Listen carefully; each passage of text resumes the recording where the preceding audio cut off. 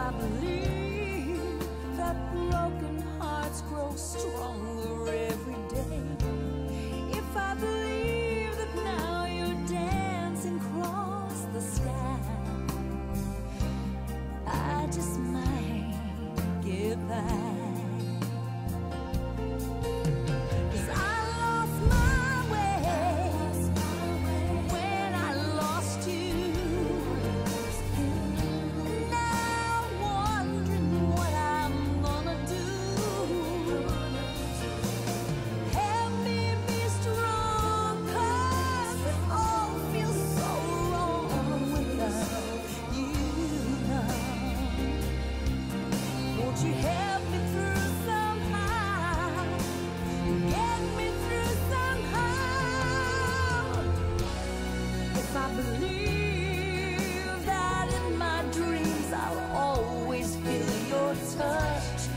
I believe that memories won't always hurt this much, if I believe that I will see your face again,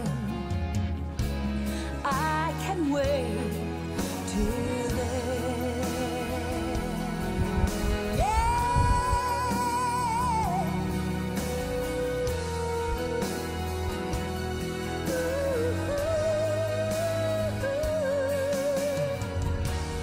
If I believe I'll hold you in my arms again, I can wait. I know that I can wait. I can wait till then.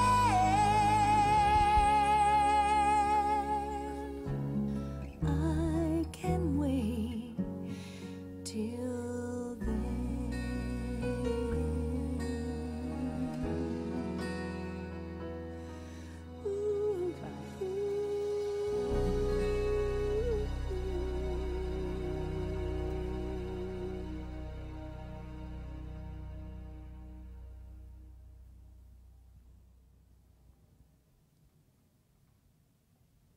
Hi, my name is Roanne Sragow, and welcome to the Somerville Overcoming Addiction show.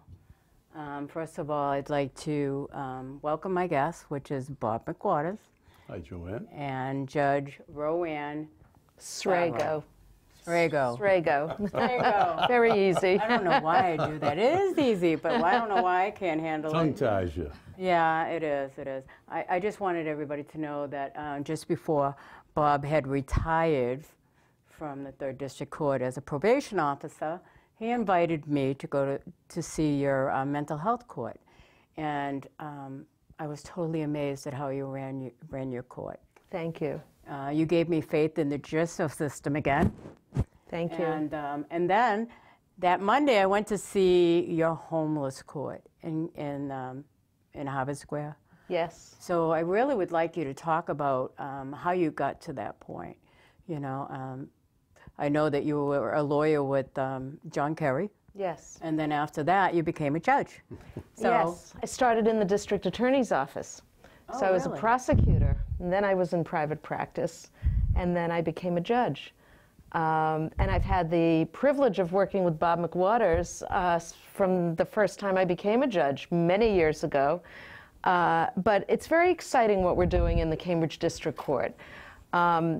We have been very creative and very innovative in dealing with the very serious problems of mental illness, homelessness, drug addiction. Now, drug courts are, the drug court sessions we've had for a number of years throughout the state, but the mental health session and the homeless sessions are unique, and there are only a handful of them in the state and a handful of them throughout the country. The purpose of these sessions is to address the problems of mental illness and homelessness. Most crime is a result of poverty or mental illness, and drug addiction, of course. But I'm going to focus, and you can ask me to talk about the drug court, but right now I'll focus on the mental health session and the homeless session. Cambridge has a very large homeless population. In Central Square, Harvard Square, and Porter Square alone, there are over 500 homeless. And of that number, a large number of them are in the criminal justice system. So we, and when I say we, working with the probation department, specifically Bob McWatters, who was the senior probation officer at the time, we decided to investigate how to better serve this community, how to reduce the recidivism rate, how to eliminate the so-called nuisance crimes of trespass, drinking in public, crimes that affect the businesses in Central Square and Harvard Square and their patrons. So what we could do to eliminate that. We put together, well, first we did our homework and we looked around the state and we observed what was already what was already working in other courts, and decided to form our own and be a little more creative. So what we decided to do is bring in treatment providers from Cambridge Housing Authority, social workers, drug rehabilitation, alcohol rehabilitation, veteran, the VA. Rosie's Place. Rosie's Place, yes. The Cambridge Health Alliance, we have the Chief of Emergency Services come in. So basically, we wanted to touch every base to identify every problem facing these individuals and bring in treatment providers to see how we can help them. Now, the court is not a social worker agency, but in order to deal with these misdemeanors for the most part and crimes and to eliminate the recidivism rate, we have to go to the root of the problem. The way the session works is that instead of the defendants coming to us, which we found was impossible given the fact that the Cambridge District Court has not been in Cambridge for the past 9 years. It's been moved. It's the only court in the Commonwealth sitting outside its jurisdiction. As we speak, there is no plan to move us back into Cambridge, and that's affected the homeless community and the people of Cambridge. The homeless population, a number of them were getting arrested trying to get to court because they didn't have the money for public transportation, they were jumping over evading fares. Yeah, evading fares, and it was just impossible, and the default rate was high. So we came to them. First, we were at the Salvation Army in Central Square, and then when they were undergoing renovations, we moved to the First Parish Church in Harvard Square, where once a month we hold that session, the session that you attended. First, we do staffing. We sit around the table, and also I should mention, very important part, the Cambridge Police Department has a unit of officers who deal with the homeless, and they have a unit of officers who deal with the mentally ill. They are specially trained in both areas. They are amazing. So for the homeless session, Officer Matt Price and Officer Eric Helberg, those are the two officers who come all the time. We also are partnering with the Harvard Police Department and the MIT Police Department. So during the staffing, we go through each defendant and identify the problem. I'll say, is it alcohol? Is it drugs? Of course, with all of them, it's housing. Is the individual a veteran? Would they qualify for veteran services? If they show up and they're in need of medical care, we have the medical people right there, and they can be transported to the hospital, or they can be examined right there. Once we identify the problem, we look at what services can we provide. And a lot of times, we will just continue a case until such time as the person has, and the defendants are all willing to comply. This is the first time that they've been in a court situation where the court is trying to help them. It is not punitive, it is rehabilitative. And that's what makes these sessions special. And we've graduated people. In fact, were you there when, I don't want to mention the name, we had a graduation. I go back a long time with this individual. I had arraigned him in the hospital many times. He was what we called a frequent flyer. He is doing so well now that at his graduation from the homeless session, he's gotten housing, he's gotten a job, he's been clean and sober for 2 years now, that when we graduated him, he started to cry and said, "I never thought I would make it to this day." I think that's wonderful, because I did go to that session in Harvard Square. Yes. And I was sitting watching you in that table with all the different individuals that you had. Someone that actually worked at finding them housing. Yes, Is yes. it called CAN? C-A-N? Yes, Yes. yes. Okay, and it was remarkable. I was so impressed by it, especially, you know, like reports from the officers saying that they're doing fine, you know, because he's seeing them out in the street, and you know, you would know if they were complying and Right. doing the right thing, Right. and then you address them in the courtroom, which I was totally amazed at it. Yes, just so the public knows, so it's a more informal court session. I have the defendants come up to me and we have a conversation, and I'll say, how was your week? How are you doing? Are you able to, you know, attend AA? Have you been going to NA? Any problems with this? And it's the first time the defendants have said they've had a dialogue with a judge during a pending case.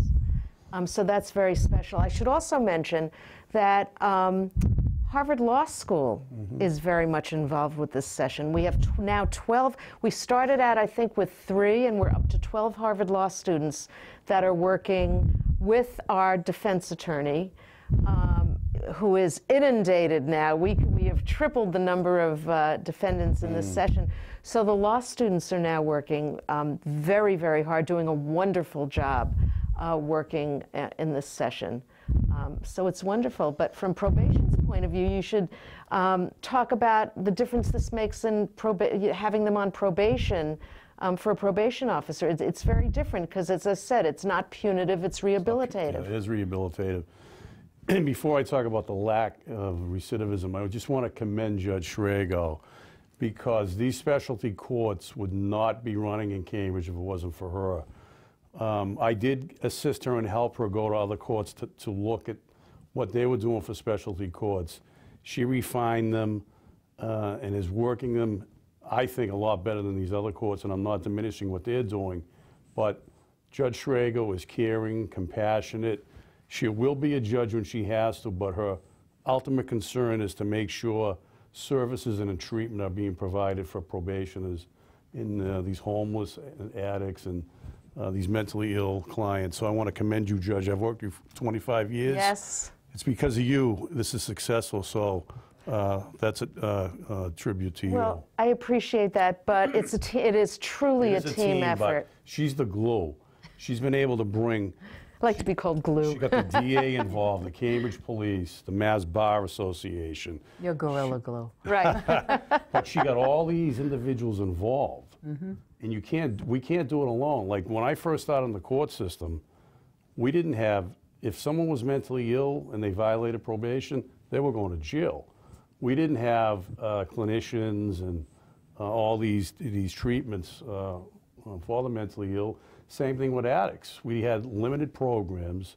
If someone violated their probation, we really didn't have much. They'd end up being incarcerated. So now we're trying to stop that, and what we see is if you provide treatment, it actually starts with housing. Most of our clients are homeless, mentally ill, and they're addicts. They self-medicate. If you can kind of stop all these issues, you can keep them out of the system. And the one thing, too, I want to commend the judge on. Judges only want to usually speak to lawyers or court personnel. Anyone who comes in the system, you don't want to speak because of legal ramifications. But in these specialty courts, the judge has a one-on-one relationship, and I think it's remarkable, and I think it's because of her compassion it works in Cambridge. Well, I witnessed it. Thank you. And I talk about you a lot, you know. I just want you to know that. Thank you. I'm just amazed. I will say one more thing, just so the community is reassured. Community safety is at the top of our goals. We will not, if we feel that we screen everybody who comes into this session. If somebody we feel is dangerous, or if it's a serious crime, we will not take them into the session. So community safety is of utmost importance in this session. She's got that wherewithal. She knows when someone's dangerous.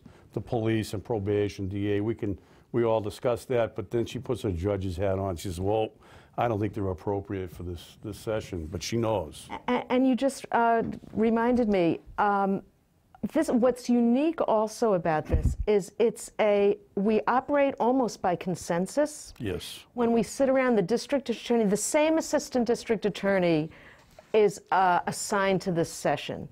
We have the same defense attorneys. So it's a group it's a working group that works together. A team. That's important. It's a team. It is. When I said it's a team effort, I wasn't being modest. It is absolutely a team effort.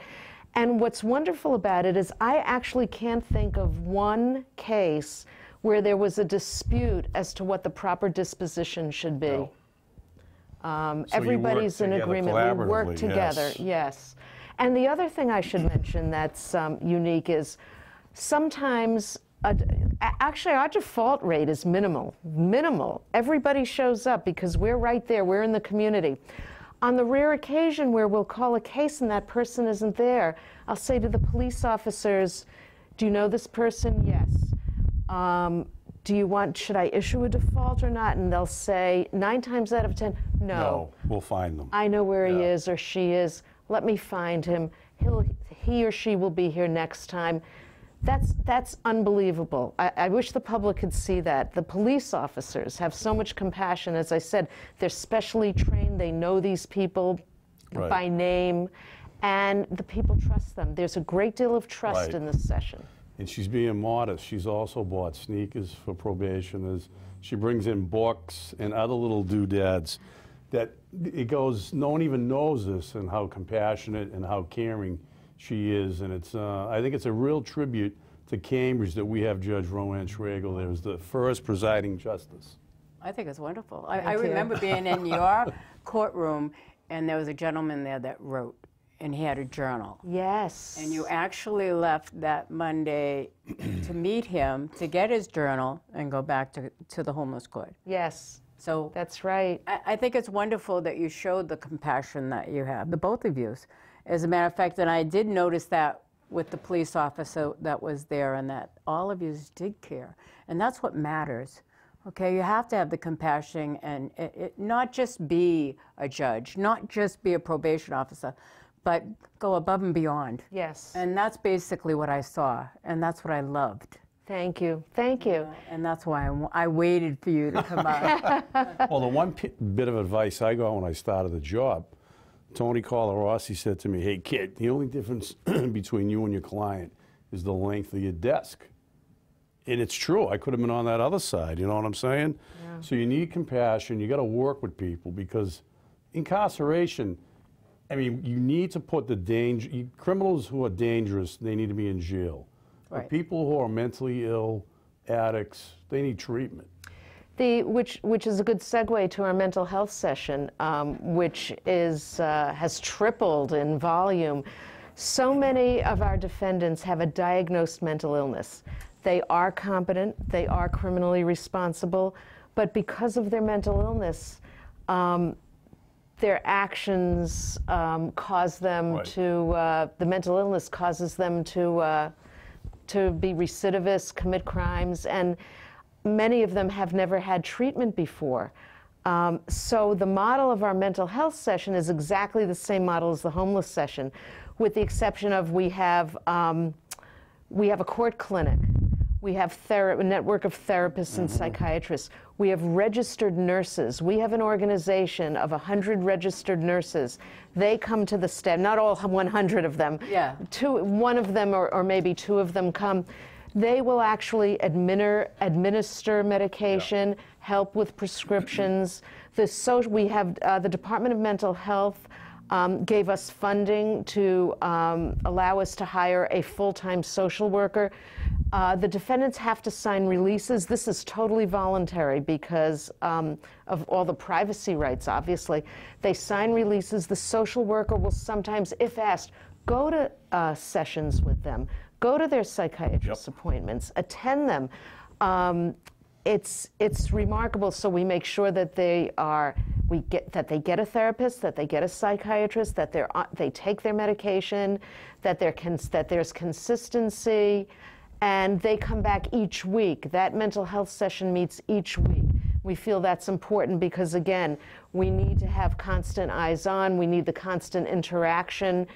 They need the constant support. And then that session works the same way as the homeless session. We do our staffing first.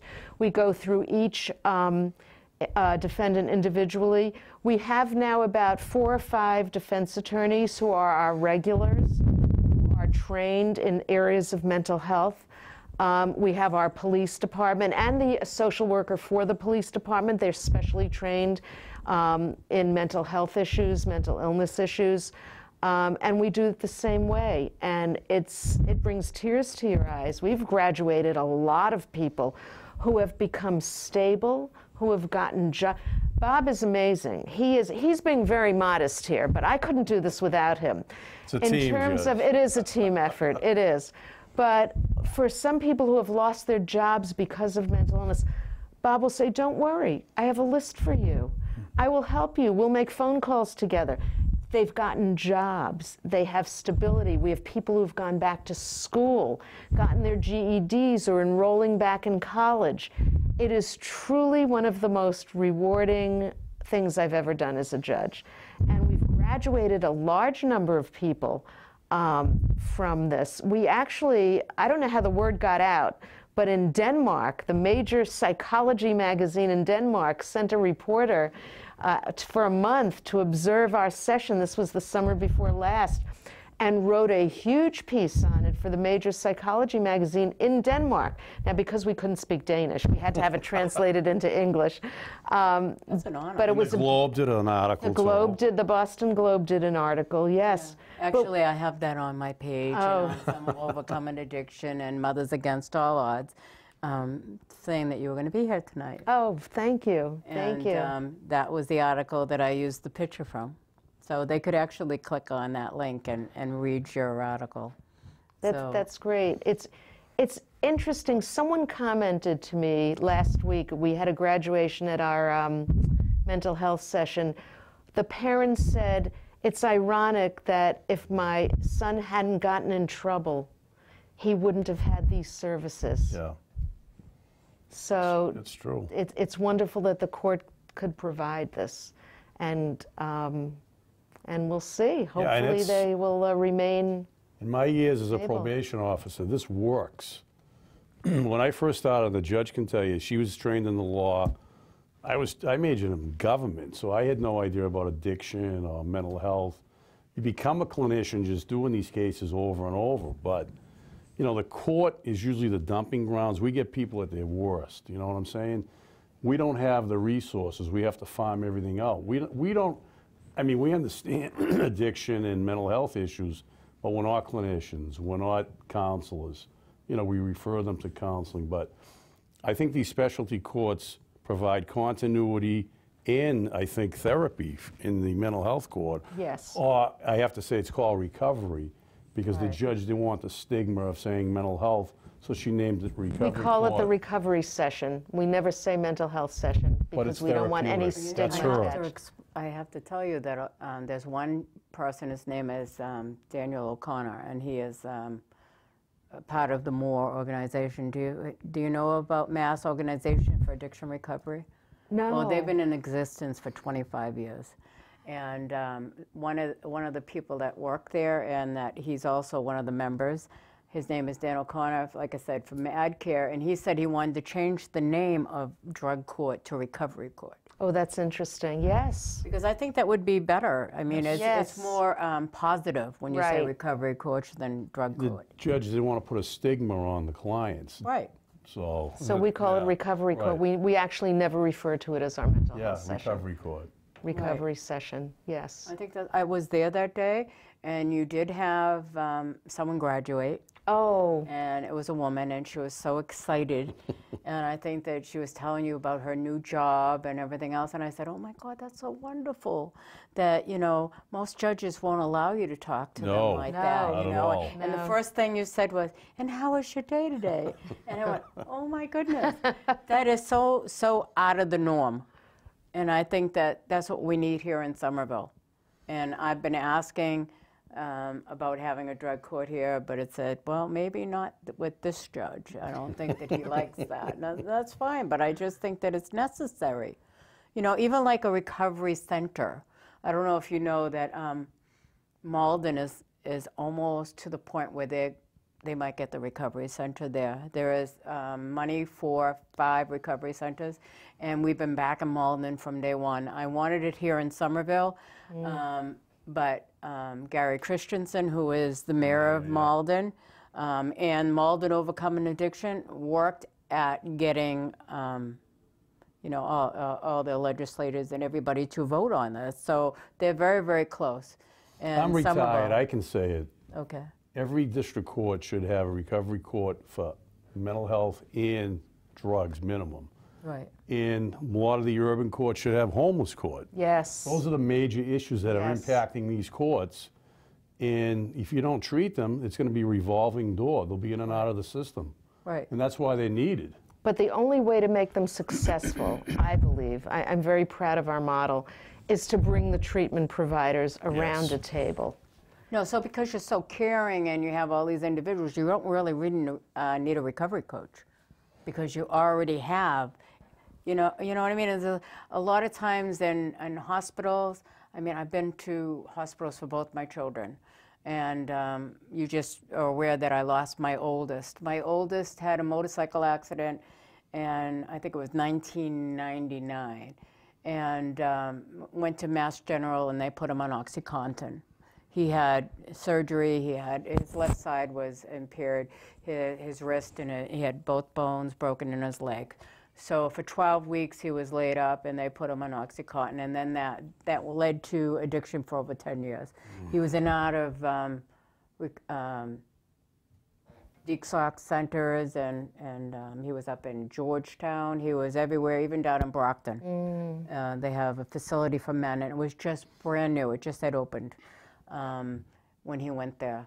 And it's like this poor kid suffered. Right. You know, and then he ended up being at home and not really going out because he had his own stigma. He didn't need anyone else's. Right. You know, and unfortunately I lost my oldest. Oh. My youngest is in recovery for 6 years. That's good. Yeah, but the thing is, all I had was 2 children, and both of them had problems with addiction. So I've had addiction in my family for over 24 years, and I do what I do because that helps me heal.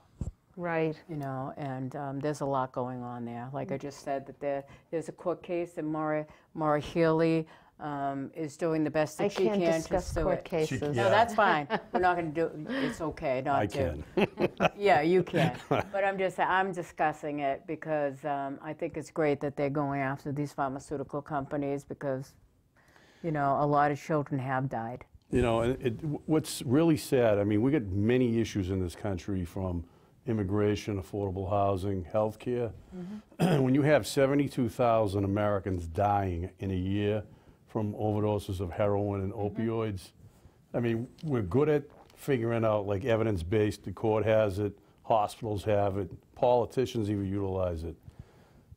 And I understand attorneys, what they need to do is go after these companies and sue them for this horrific, I don't even know what the epidemic that they caused. But we have to concentrate on treating the addicts and providing programs. And I know politicians from the national level down to the local level are worrying about relationships with the Mass General and Tufts. Well, let's get things in place where we can treat addicts, substance abusers. When someone's Narcaned, and I know the governor's talked about this, they should be mandated against treatment. Because I have friends who are firefighters, they're Narcanning some people 2 or 3 times a night. So, you know, it's good to have that to bring them back, but I mean, we have the best and brightest in this country. Politicians need to get together and start helping courts and treatment programs, providing money to provide facilities to treat these addicts. I mean, we're losing people at a scary rate every day. And, I mean, the courts see it, you see it, people who are involved in the front line, the first responders, but no one's paying attention to this. Right. Sorry, That's all right. The statistics are wrong, first of all, because sometimes an addict does die of a heart attack, Yep. and then it's that he died of a heart attack and not that he had a substance in his body. So they're off a little bit when it comes to the EMTs, more or less know the cause of death. My understanding is that since 1996, when the OxyContin was first prescribed, they estimate roughly 400,000 Americans have died indirectly from that addiction. That's a lot of people. That's not acceptable. It's a huge number. It's massive. And, you know, we're getting money. You sue the pharmaceutical, you get money, put it back into treatment, you know? Exactly. They've made $35 billion since '96, and they've paid $1 billion in fines. Well, put that money back into cities and towns all over the country. It's not just Massachusetts. People are dying everywhere in this country. I also think education is important. Education, absolutely. And it's sad to say, but they're going to have to start in the elementary schools. Yes. Absolutely. Yep. Start young. Yes. See, right now, the governor mandated that life skills should be used in the school system. I actually am certified in life skills as well as All-Stars. I went and made sure that I learned about these programs. So the thing is, they're not doing enough. Okay, I think that they're worried about, a lot of, like, for instance, I've heard, well, you know, the DARE program they gave them too much information, so they went the opposite way. You know what? I would rather have someone make a mistake, actually talk about addiction, about fentanyl, carfentanil, and all these different drugs. As a matter of fact, 82% of the people that died, medical examiners have deemed that it's from fentanyl and carfentanil and not from OxyContin, or and that you're finding them in shapes of other different pills, gummy bears. It's put into the weed now that it's legal. Cocaine. Before, when it was just medical marijuana, you had control over how the marijuana was cultivated, and it was safe. But now, if everybody is growing it, and you could have up to 6 pot plants in each, a total of 12 per house, but 6 in each apartment. So if you had a 3-family, you're out of luck. Maybe the top floor couldn't have it. But that's why I didn't agree with edibles, that. People don't think you can overdose from marijuana, but the edibles you can. Absolutely. And kids, when Colorado first legalized it, they were overdosing. They were eating edibles. They thought they were gummy bears. Right. They were being rushed to the hospital, and they were overdosing. So. I mean, someone could accidentally just leave it on the counter. Yep. Well, not to mention their pets also. There was just a recent article I read about pets dying from eating. Yes. Yeah, things laced with drugs, yes. Oh, absolutely. Yeah. I have a pit bull, and he likes to get up on the table. I mean, he doesn't get up. It's not my pit bull. It's my son and my daughter-in-law. And when he comes down, I don't let him come in my apartment anymore because he comes around looking for food. One day I cooked some bacon, and I had 2 slices, and the rest of it's all gone. Twice he did that to me. I said, he's not allowed here anymore. That's it. He's banned. Yeah. I'm going to move his bed out of the house.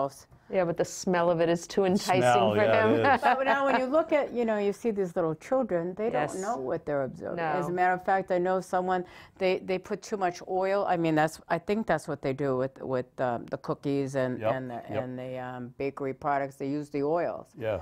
Well, sometimes they put too much oil, and they say, just have half. So then there are people who say, gee, that didn't do anything for me. So they eat the whole thing, and then before you know it, they're going to the hospital. I knew someone who had a gummy, an edible. He was getting on a flight. He said he was stoned out of his mind because it was time released. Yeah. He didn't realize. Wow. Yeah, so these are some of the issues. And that's why I voted against it. Because well, let me say this. What I find frightening is not everybody who smokes marijuana is going to become a heroin addict, but every single heroin addict in my drug court started with marijuana. Right. Right. Very good. It's good true. that they actually confided in you and told you. That's another thing. Not everybody will admit as to how they started and yes. what they went to. But when you get that type of, when you're comfortable with the person that you're dealing with, then they open up to you. Yes. You know, and Well, there's that element of trust. So they know that they can, there won't be ramifications of what they're telling me. right. And I think that's Because we have a plan, and we're Plan, yeah. going to adhere to that plan, stick to it. so. I think Somerville, you should look into this. I mean, I think you should. You know, I would love to have a recovery. Talk Well, to the I've state spoke- legislators. Other judges from other courts have come and observed us. In fact, I got a call just the other day from the presiding judge in the Lowell District Court who observed our recovery session and is now starting a recovery session modeled after ours. And we had a discussion the other day about it, so that's good. So slowly but surely, I'm hoping that, you know, attitudes will change and the success rate will show people how important these sessions are and that we're addressing the problem, and it's important for the courts to be doing this. And more judges are being hired now, so hopefully when they come in, they'll start instituting these specialty courts. If they come to Cambridge, we're the role model. Cambridge gets it right. That's And wonderful. I was born in Cambridge. I lived there till I was 32, and then I came to Somerville. I mean, at first you got to work out the kinks and the bugs, but you know, it's been in now almost 3 years. Yes, 3 years. And the recidivism rate is real Minimal. low. Very minimal. In fact, very low. Very low. Yes. Trying to think of one. I can't think of one who's reoffended. It's great. And it's enormously, just on a personal level, it is so rewarding. I mean, it's, you can't ask for a more rewarding part of your job to see people who come in really about as low as you can be and then leave standing upright, clean, with a job, or in therapy, on medication, and back to functioning at the top level. It's wonderful. And I think one thing, too, that Judge Sragow did that other courts haven't, she separated out the specialty courts into their own courts. In Right. other words, we do it in one session. West Roxbury had did everything in one session, which I didn't think that was too kosher, but The issues are different, Right. and they're specific, and they have to be dealt with differently and treated differently. And even though our model is the same, the people sitting around our table, there's a little bit of overlap, but they have to be dealt with differently, separately. And think about it, we work in the court, so it didn't impact us. Who wants to go to court? Anyone who has to go to court is in trouble or there's an issue. So you're automatically anxiety-ridden. Right. Throw in mental health I issues. used to have an anxiety being there watching my children. Yep. Of course, of Well, course. imagine being mentally ill going to court. What they experience. Yes. I Yeah. mean, right now, there's a lot of places that do take care of dual diagnosis, Yep. which is great, because you have to take care of the mental illness before you can take care of the substance abuse. Well, I It's mean, the other way what's around. well, it It's the other way depends. around? Well, Yeah. well, actually, abuse. actually, it's both. In some cases, the substance abuse is causing the mental Right. illness, and in other cases, it's the the other mental way around, illness yeah. that's Okay. causing the substance abuse. So it really is a matter of the professionals who advise me as to whether this person should be in the recovery session or in drug court. Should we deal with the mental illness first, and that'll eliminate the drug problem, or should we deal with the drug problem first, and that'll stop the mental illness from erupting? Totally wrong, Bob. You weren't. Those are the most difficult They cases. are difficult. I usually try to get them alcohol and drug free. If Right. they didn't have a mental health problem, then you knew if they did, then you could treat the underlying mental health issue. Right, right. It's wonderful. It really is. We need more people like you, both of you. Thank you. I'm well, retired. I'm so glad that you came in and watched. You're always welcome to come. You know what? I have told others to go and visit your court. It's Yeah. it's a public session, It is and a public people session. can come in. The staffing session part of it is closed, but the court session is open to the public. So Right. we would welcome anybody who wants to come Well, and I'll come observe. back. Yes. The thing is that I have to wait till the summer. because I work. Oh, okay. I work in the school system, so. We go all year, all Yep. through the That's summer. right. Yes. Well, I'm a recovery coach too. I did Did take not that know course. that. Yes, Good for I did. you. The only problem is that So I wait, you're haven't wearing a been- lot of hats here. I don't know how you have the time to do everything. And I try. I'm a union president, Oh my gosh! Wow. and I'm a manager of food service in city of She'll take Somerville. pizzas down on Pine Street and just hand them, right? So you do a lot of That's great things. You wonderful. should be Actually, commended. I've met probably a lot of the people that you see at Harvard Square and Central Square. Yes. Our clients. We used to go to, a lot of people still do it. They go into Boston once a month on a Sunday, and they bring hope bags. They bring clothes, they bring water, they bring snacks, they bring sandwiches, and they go around and we actually would walk from Government Center all the way down to the Boston Medical Center. Wow. And the year that I did it is that year that there was tons of snow. Did you fall? But I'll tell you, the fortunate thing is that the people that I was with were all in their 30s and gentlemen.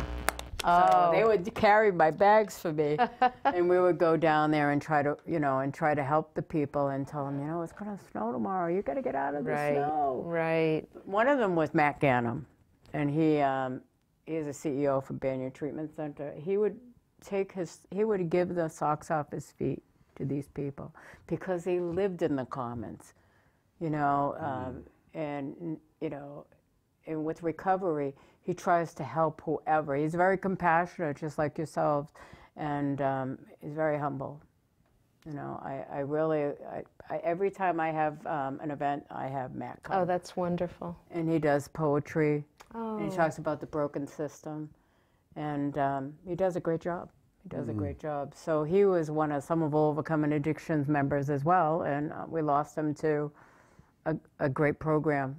He has sober houses. He even, one time, I don't think he still has it, bought a pizza parlor. So he could hire the people, because most sober houses you need to have, you have to pay your rent. Yes, yes. And which reminds me, I want to mention that Somerville Overcoming Addiction, along with the Somerville Lions and Somerville Pop Warner, are having an event at the Kowloon, Valentine's Day. So it's $50 a person. There are going to be 3 comedians there, as well as all-you-can-eat Chinese food. That's a good cause for the kids for football.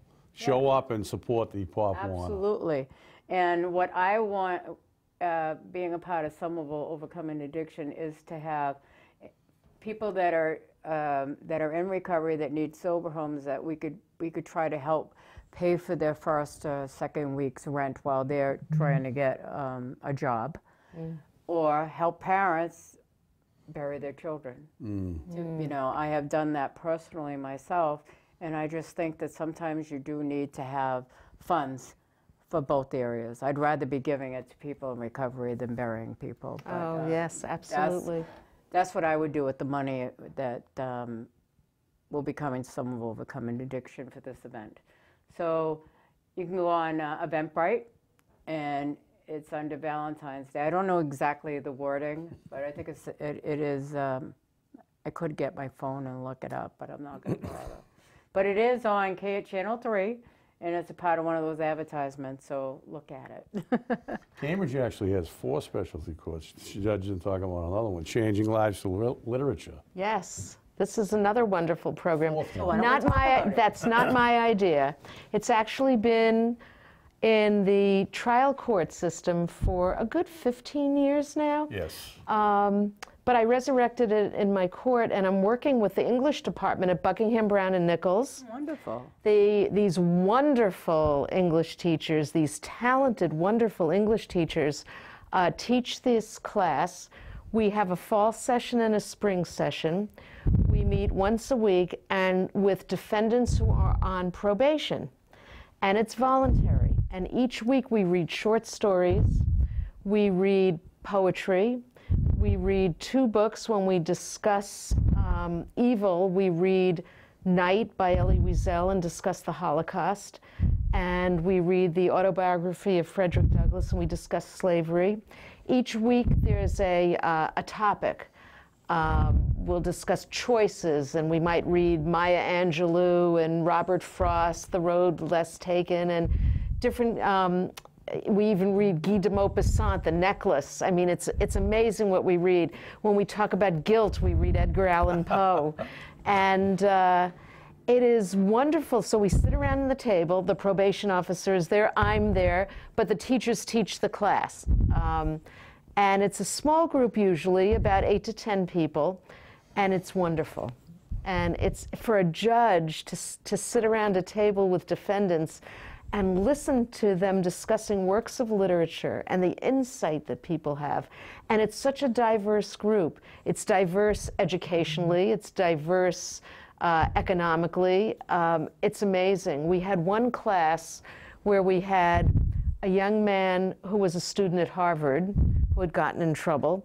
We had in that same class a gentleman who had his master's from Berkeley in English. We had a young man who was a student at Cambridge Rindge in Latin. We had a nurse who had lost her license for stealing drugs from a hospital. And just a very varied group. And everybody respected everybody else's opinion. And the discussions are wonderful. So it's a program that I love. I'm looking forward to the spring session.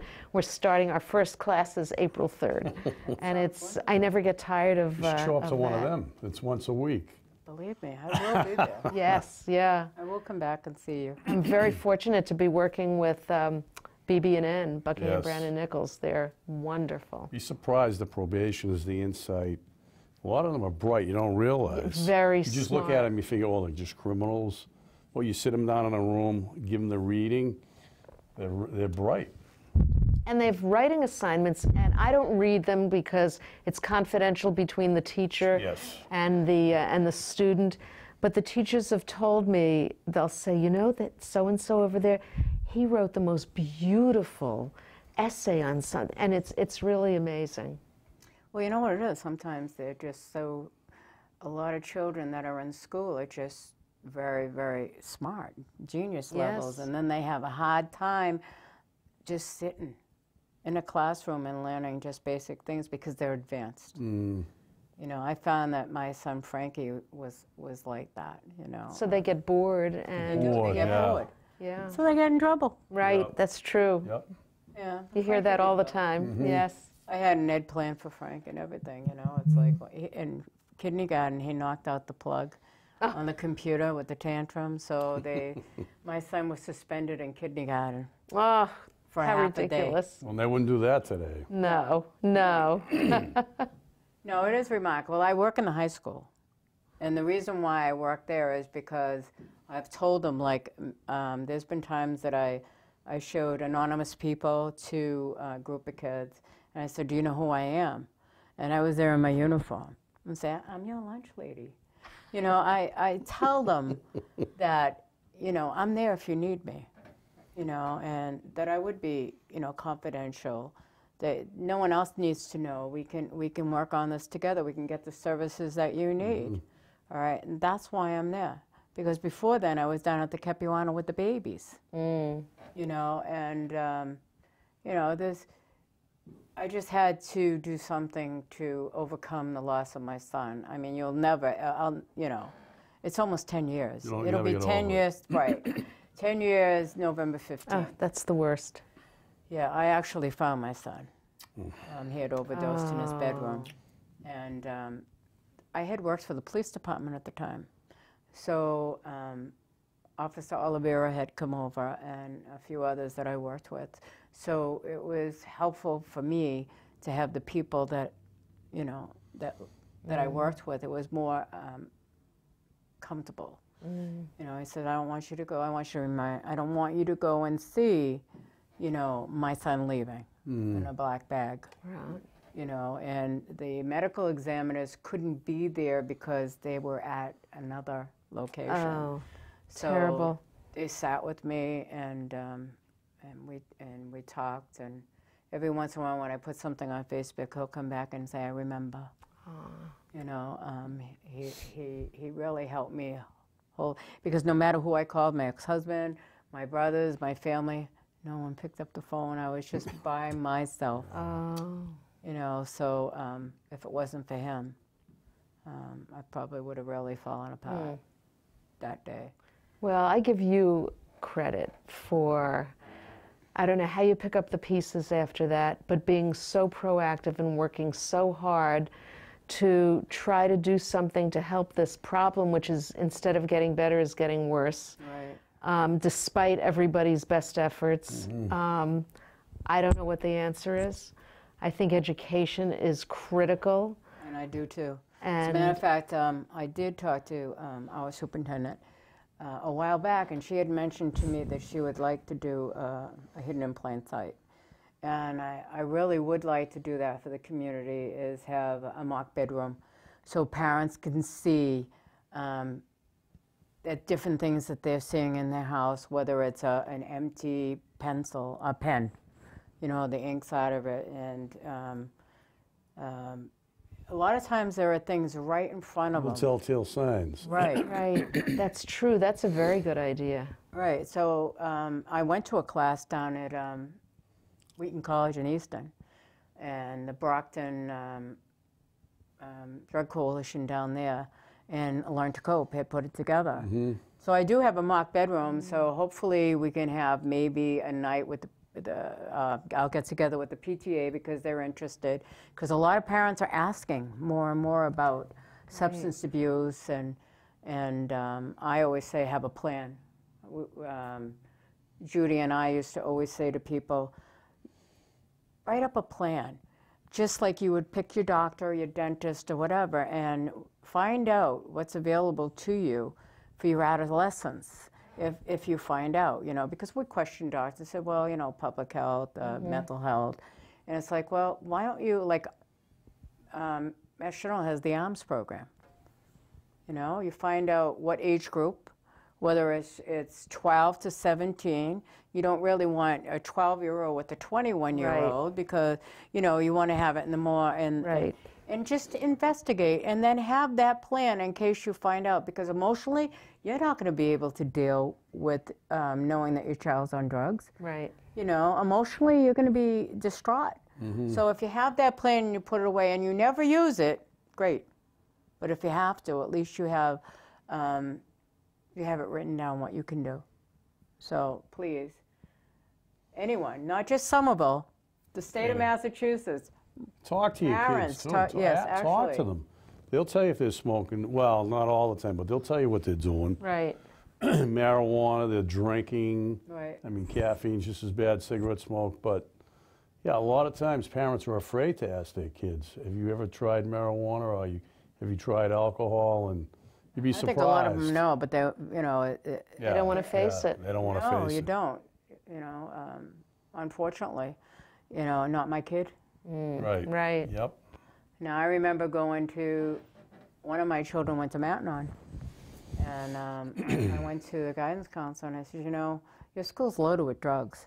I said, if you actually went and looked in all these lockers, you would find so much paraphernalia and drugs in there, and the principal at the time said, not my school. So he was just as bad as not my child. And the thing is, never say never.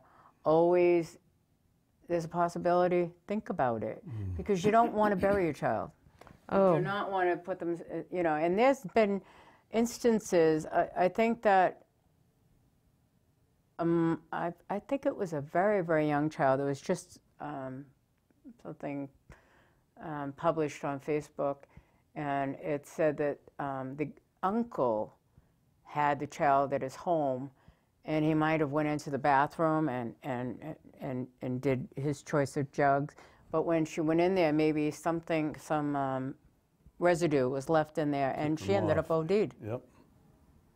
So the thing is that we have a lot of young children dying now. You know, and so we need, it's not just the adults, it's not just, you know, teenagers. We're talking about, like you said, we need to work in the elementaries. And the thing is, at what grade level? What grade level would you think? It's certainly possible to do age-appropriate programs in the elementary school, because because it's amazing. That's where it's going to start, and there's peer pressure, and these younger and younger and younger people don't understand the ramifications of what they're doing. Right, but the thing is that you can make one mistake and it's over. Yep. Right, right. It's that fentanyl today, and carfentanil. These addicts are so sick, they don't realize.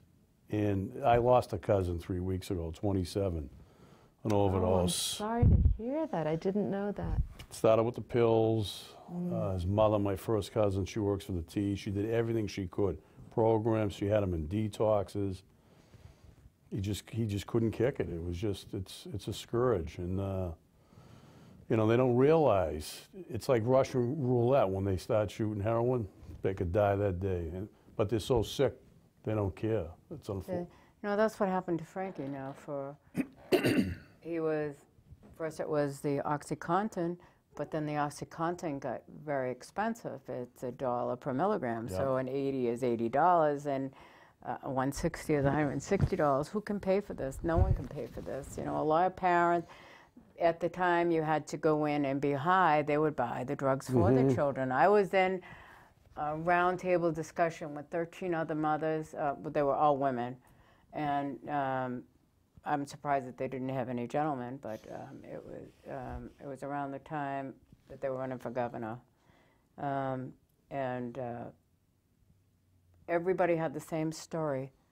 I mean, it was a little bit different, but in the end, it was actually the same. They actually brought they had to buy drugs for their children to bring them to the hospital. Now, I would take my son to the hospital, and they would say, well, your insurance won't cover it, and they would let him go. Oh. All right? He worked for the post office. He made $52,000 a year, and all his money went to drugs in the last part of his life. And then he went to heroin. That's what happens. And the thing is that, you know what? He would never let anyone near him with a needle. Yeah. Well, they're sick, so they don't, you know. Right. At that point, yeah. So, like I said, his stigma alone, he didn't need anybody else's. You know. See, the problem now with the heroin, years ago when I was first starting the system, it was 95% pure. Then now with this epidemic, it's being cut with fentanyl. And the heroin's not killing them, it's the fentanyl that's fentanyl, killing Yeah, them. that's so dangerous. Very it's deadly. dangerous. And it's coming in from China, and I think that's it, right? Yeah. My God, I didn't even say. Goodbye. No, it's actually, yeah. Sorry about that. It's all right. okay. Lot to talk about. Actually, YouTube is still on. So we can actually say goodnight. And I want to thank you very much for coming on. I'd love to have you come back. I'll come back anytime. Thank you for having And if there's me. anything else that you want to discuss, that would be great. And I'm always going to have you I on. want to thank my friend and my mentor and the judge I work for. Thanks, Judge, for coming on. Well, and thank you for being a great partner all these years. As I said, I couldn't have done it without him. And he never mentioned it all the times you were on the show. And I said, I can't believe that. When you came, then you knew the whole... Well, you know what was funny? I was up at City Hall, and I do go to a lot of the public health meetings. And I was the clerk then. right, and I you said, I'm had a PO in Cambridge. right, and I was And I said, but I grew up in Somerville. right, and when I was there, I was leaving. Bob came out to the hallway, and gave me his condolences as to losing my son and everything. You know, and I had no idea. You did tell me at the time that you were a probation officer. Yep. And that's how our relationship started. And the thing is that all this time, and you finally invite me when you're leaving. and I think that, you know, you did a great job, and people should know about that. He did Yeah. an outstanding job. Fly under the radar. The guy upstairs knows. I know, but the city of Somerville needs someone like you to help them with the substance abuse. You know, and what you can do with all your... She had me at the Somerville vigilance. She didn't let any politician, but she had me. I'm telling you, you need to get back into the. Yes. I like to get on the stage. more not so things to bad. do in there, you know? That's what I'm talking Yeah. about. Absolutely. So, Somerville, wait a minute, in Somerville on the third Thursday of the month, we have a, We're off the record now. what? Yeah, it's not on. It's not on. It's not I'm on. gonna have him shut that off. Okay. Let me get him. I have to. What do you look, need look. her for? You want her to speak? Yeah. No. Actually, it's Mass Organization for Addiction Recovery. They have a meeting there, so it's not anything to do with Somerville. No, I was saying, you were mentioning the court Yeah, Mo Flynn won't do anything. I can say it. Look, but can I tell you something? Don't I shut this off? You have to this in my court. I know. We're gonna take a He's picture. doing it all. We talked right through the end.